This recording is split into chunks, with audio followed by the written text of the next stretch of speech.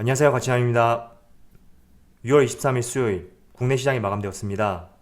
오늘 코스피하고 코스닥 큰 어려움은 없었던 하루였던 것 같습니다. 지금 보시면 코스피도 0.4%의 상승을 보여주었고 코스닥은 0.5%의 상승을 보여주었습니다. 그리고 크게 변동성이 없었기 때문에 큰 어려움은 없었던 그런 하루였다고 생각이 되고요. 그리고 개별 종목을 살펴보면 삼성전자 오늘도 역시나 100원 상승해서 81,100원에 하루를 마감하였습니다.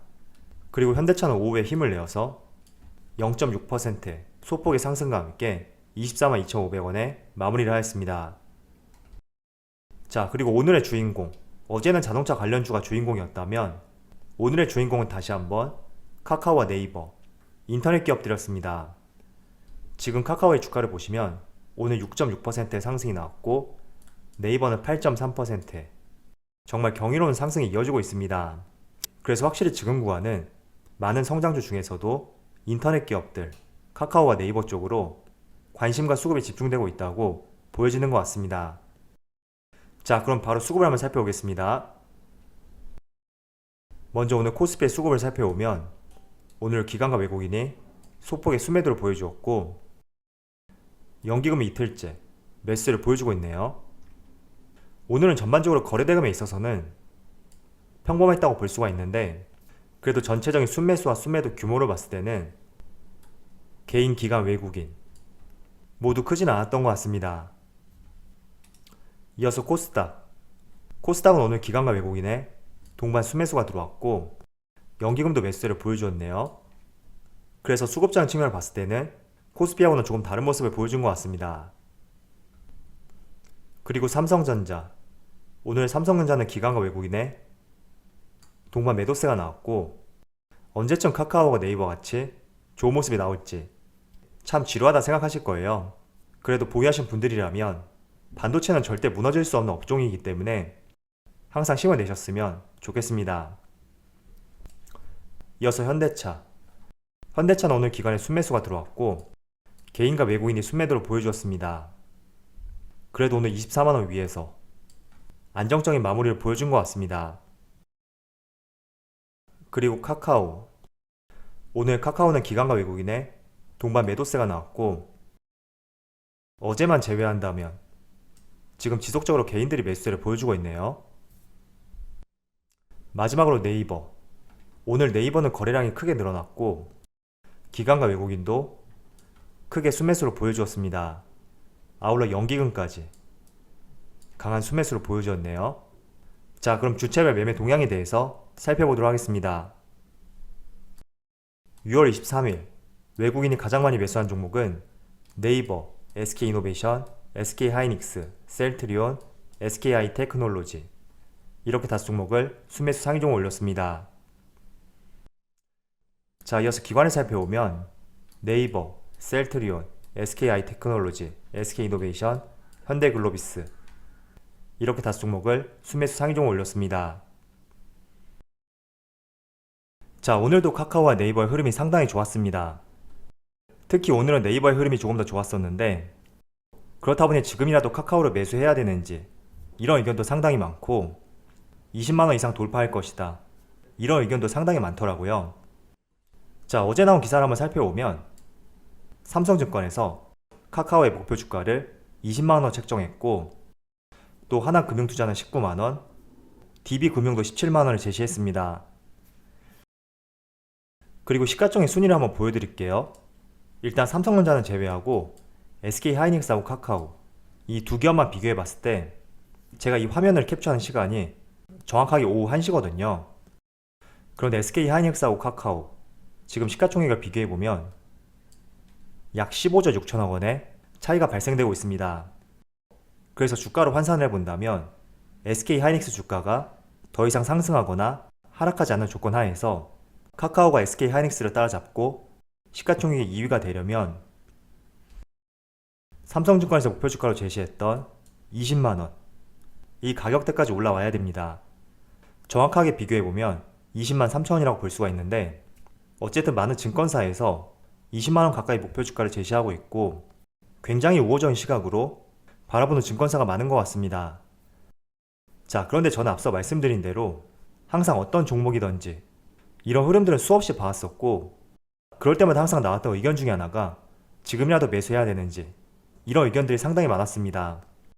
물론 저는 카카오와 네이버의 성장성을 봤을 때 2년 뒤, 3년 뒤의 주가를 보면 지금보다 훨씬 고점일 것이다, 이런 생각에는 변함이 없습니다.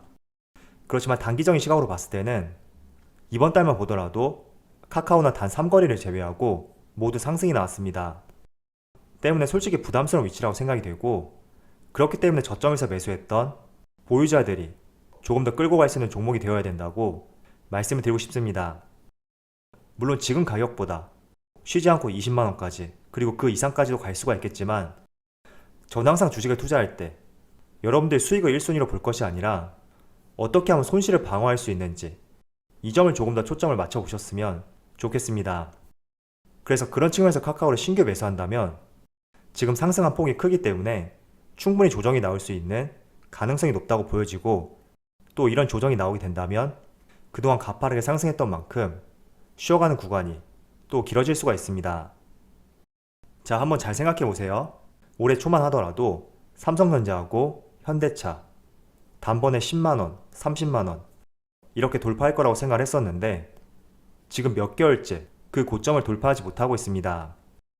때문에 네이버는 이제 신고가를 경신했기 때문에 조금 더 상승이 가능할 것이다, 이렇게 보여지지만, 카카오 같은 경우에는 거의 10만원부터 쉬는 구간 없이 대형주가 60% 이상 상승이 나왔기 때문에 여러분들 보유자가 아니라면 항상 이런 시점은 매수 기회보다는 조금은 보수적인 관점으로 항상 바라보셨으면 좋겠습니다.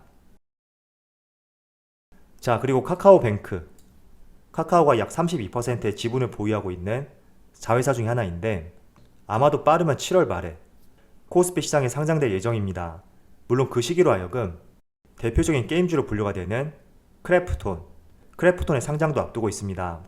그래서 크래프톤 같은 경우에는 단번에 시가총액이 NC소프트를 넘어설 것이다, 이런 전망이 있거든요.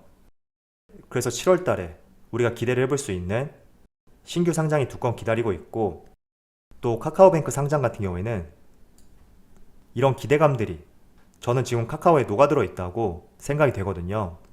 그래서 카카오뱅크 상장 시점이 다가옴에 따라서 조금은 카카오에 대한 기대감이 줄어들 수 있는 그런 가능성도 충분히 있습니다. 그래서 그 시기를 한번 유심히 보셨으면 좋겠고요. 또 최근에 카카오하고 네이버의 상승, 저는 두 기업의 성장성도 있겠지만 또 다른 이유, 딱히 투자할 대안이 없다, 이 점을 하나로 꼽아보고 싶습니다. 왜냐하면 다른 성장주는 간헐적으로 부정적인 리스크가 나오고 있고, 그렇다고 해서 가치주, 원자재 가격도 조금씩 흔들리고 있고, 또 소비와 관련된 종목들, 지난달에는 상당히 흐름이 좋았었는데 6월달에는 확실히 델타 변이 바이러스로 인해서 조금은 흐름이 둔화되고 있는 그런 모습들이 나오고 있습니다. 그래서 딱히 투자할 대안이 없고, 또 다른 성장주 같은 경우에는 간헐적으로 부정적인 면들이 부각이 되고 있기 때문에 지금 상당한 수급이 어떤 악재와 리스크가 없는 카카오와 네이버 쪽으로 많이 몰리고 있다고 생각하고 있습니다. 자, 그렇지만 이 흐름이라는 것은 얼마든지 또 바뀔 수가 있거든요. 그래서 다시 다른 성장주 쪽으로 이목이 집중되게 된다면 충분히 카카오로 몰렸던 매수세들이 다시 옮겨갈 수 있는 그런 가능성도 상당히 높습니다. 그렇기 때문에 지금의 상승이 6월 끝까지 이어질 것이고 7월달, 8월달 이렇게 이어질 것이다, 그렇게 전망하는 것은 상당히 위험할 수가 있고, 그 뒤에는 내가 상당한 시간을 필요로 하는 그런 구간이 발생이 될 수도 있습니다. 그래서 주변에 카카오를 보유하고 있고 계속해서 상승한다고 하더라도 너무 부러워하지 마시고요. 항상 우리는 어떤 종목이든지 강한 상승이 나오는 모든 종목을 우리는 보유를 할 수가 없습니다. 그래서 항상 이 점을 생각하시면서 조금은 절제된 마음으로 종목과 시장을 바라보자고 말씀을 드리겠습니다. 자, 조금 전에 델타 변이 바이러스에 대해서 제가 간단하게 말씀을 드렸었는데 여기에 대해서 한번 시장 상황과 접목을 시켜서 말씀을 드려보겠습니다. 자, 지금 영국 차트예요. 지금 영국의 신규 확진자 수를 보시면 지난 1월 달에 하루 확진자 수가 6만 명을 돌파했었는데 백신 접종률이 늘어나면서 하루에 2,000명까지 크게 감소하게 되었습니다. 그리고 언론 기사를 살펴보니까 지금 1회까지의 접종률을 살펴보면 60%가 넘었거든요. 그런데 최근에 델타 변이 바이러스로 인해서 확진자 수가 4배 이상까지 크게 증가하였습니다. 자, 그래서 이런 부분들이 지금 국내 시장에도 조금 반영이 되고 있는 것 같아요. 왜냐하면 국내는 영국하고 비슷한 아스트라제네카 비중이 상당히 높고, 그렇다는 것은 만약에 델타 변이 바이러스가 국내에까지 전파가 되었을 때는 다시 확진자 수가 늘어날 수 있다는 이런 우려감들이 시장에 반영이 되고 있는 것 같습니다. 제가 의학적인 지식은 없기 때문에 이 확진자 수 증가 추세에 대한 결과에 대해서는 저도 확실하게 알 수는 없습니다. 그렇지만 데이터만 가지고 현재 시장 상황을 봤을 때는 충분히 이런 흐름들이 국내 시장에 반영이 되고 있다, 이렇게 보여지거든요. 자, 차트를 한번 볼게요. 자, 대표적으로 진단키트 관련주 시젠 같은 경우에도 6월 10일부터 지금까지 약 40%의 상승을 보여주고 있고, 그리고 또 다른 진단키트 관련주 수젠텍 같은 경우에도 최근 들어서 다시 주가가 상승하는 모습이 나오고 있습니다. 그리고 오늘은 10% 가까이도 큰 상승을 보여주고 있죠. 자, 그럼 이렇게 변이 바이러스에 대해서 우려감이 커지고 또 진단키트 관련주들이 크게 상승하다 보면 반대로 또 피해를 보는 종목들, 이런 종목들이 있을 거란 말이에요. 그 종목들은 지난달 강한 상승을 보여주었던 소비와 관련된 종목들이죠. 한번 살펴보도록 할게요. 먼저 현대백화점. 이 종목은 지금 5월까지 추세적으로 상승세를 보여주었었는데 6월달부터 흐름이 다소 아쉬운 모습을 보여주고 있고, 그리고 신세계. 물론 신세계는 기업만의 이슈가 있었기 때문에 조금 더 하락폭이 강하다고 볼 수가 있겠지만, 그래도 확실히 6월달에 흐름이 많이 꺾여 있는 것을 확인할 수가 있습니다. 그리고 음식료 관련주 하이트진로 같은 경우에도 6월 들어서 조금은 좋지 못한 모습을 보여주고 있고, 그리고 여행 관련주 하나투어 같은 경우에도 6월부터 조금은 약세 흐름을 보여주고 있습니다. 그리고 CJ, CGV 이 종목도 마찬가지로 6월달에 동일한 패턴을 보여주고 있죠. 그리고 그 외에 항공주와 많은 소비와 관련된 종목들이 6월부터 조금씩 하락세를 보여주고 있는데, 저는 이게 단기 고점에 따른 시세 차익보다는 변이 바이러스에 대한 걱정, 우려감, 이런 것들이 시장에 녹아있기 때문에 지금 진단키트 관련주는 상승세를 보여주고 있고, 소비와 관련된 종목들은 하향세를 보여주고 있는 이런 모습이 나오고 있다고 생각하고 있습니다. 그렇지만 그렇다고 해서 저는 이 소비와 관련된 종목들이 이제는 끝났다, 이런 말씀을 드리는 것은 아니고요. 어쨌든 영국 같은 경우에도 아무리 접종률이 높다고 하더라도 2회 접종보다는 1회 접종이 상당히 많단 말이에요. 그래서 2회 접종이 늘어나게 된다면 또 상황은 어떻게 전개가 될지 어느 누구도 예측할 수가 없고, 만약에 정말로 그 시점이 되어서 또 확진자 수가 줄어들게 된다면 다시 소비와 관련된 종목들이 반등할 수 있는 그런 시점이 올 것이라고 말씀을 드리겠습니다. 그래서 어떻게 보면 정말 카카오하고 네이버, 최근에 시장에서 변수가 되고 있는 여러가지 악재들, 이 악재들에서 좀 자유로울 수 있는 그런 종목이라고 보여지거든요. 코로나 확진자 수가 늘어나도 크게 상관이 없고, 또 변이 바이러스가 출몰해도 크게 상관이 없고, 또 언택트에서 컨택트 시대로 넘어간다고 하더라도 이 모바일 플랫폼이라는 것은 진단키트처럼 수요가 확 줄어드는 것은 아니기 때문에 이런 다양한 복합적인 상황들에 대해서 조금 악재에서 자유로울 수 있는 종목이라고 생각이 되는 것 같습니다.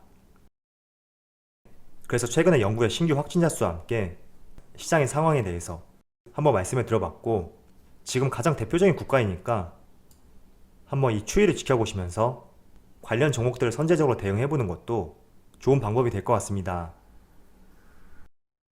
자, 어제 미국의 파월 연준 의장이 인플레이션은 일시적일 것이다, 그리고 섣부른 금리 인상은 없을 것이다, 다시 한번 시장에 공개적으로 내비쳤습니다.